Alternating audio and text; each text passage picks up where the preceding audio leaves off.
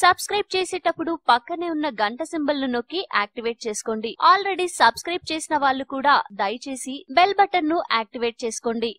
ఇండియాలో స్మార్ట్ ఫోన్లు, మొబైల్స్ వాడుతున్న యూజర్లకి పిడుగులాంటి వార్తలను భారత ప్రభుత్వం అందించింది. మీరు వాడే ఫోన్ బిల్స్ దగ్గర నుండి మీరు కొనే స్మార్ట్ ఫోన్ల వరకు చాలా ప్రియం కాబోతున్నాయి. పోస్ట్ పెయిడ్ కనెక్షన్లని వాడేవారు ఇకపై ₹1000 నెలవారీ బిల్ దాటితే ₹30 అదనంగా ట్యాక్స్ రూపంలో చెల్లించాల్సి ఉంటుంది. ప్రస్తుతం ఉన్న 15% నుండి ఈ ట్యాక్స్ 18% పెరిగింది. ప్రీపెయిడ్ వాడుతున్నాం కదా అని మురిసిపోకండి. ఇకపై మనం చేసుకునే ప్రతి ₹100 రీఛార్జీకి ఇప్పటి వరకు లభిస్తున్న ₹85 టాక్ టైం కి బదులు కేవలం ₹82 మాత్రమే టాక్ టైం లభిస్తుంది. టెలికాం కంపెనీలు దయతల్చి అదనంగా టాక్ టైం అందిస్తే తప్పించి ట్యాక్స్ రూపంలో భారత ప్రభుత్వం భారీగానే వసూలు చేయబోతోంది. అలాగే కొత్తగా స్మార్ట్ ఫోన్ కొనాలన్నా కష్టమే. ప్రస్తుతం ఉన్న దానికన్నా స్మార్ట్ ఫోన్లు 4 నుంచి 5% వరకు అదనంగా ధర పలకనున్నాయి. జీఎస్టీ ప్రకారం ఫోన్ల అమ్మకాలపై 12% ట్యాక్స్